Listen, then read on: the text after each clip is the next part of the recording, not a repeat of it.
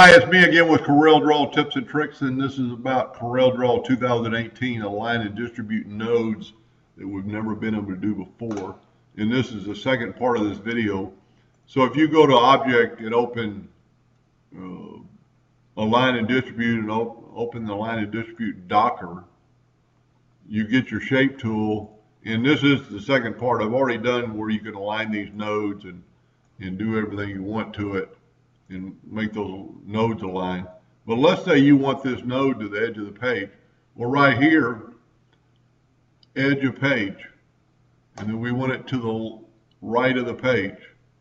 Or do we want it to the center of the page? Let's take this one and let's go page. We want it all the way to the bottom and all the way to the edge. That's pretty cool. And where this is going to help me, you can always kind of do this, but you had to make sure which one you pick first. And I'm just going to select these two nodes, and I'm going to use active nodes, and I'm going to center them. Go down here, active nodes, and center them. That didn't work. I need to center them this way. There we go. So that's a game changer.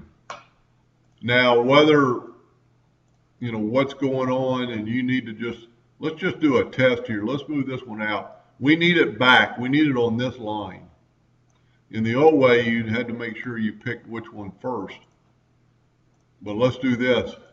With our shape tool, let's select these two nodes and let's go to the left, align left.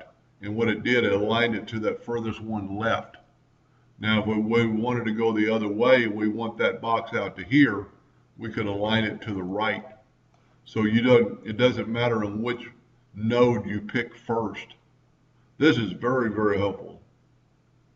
Anyway, I hope that helped a little bit, and thank you for watching.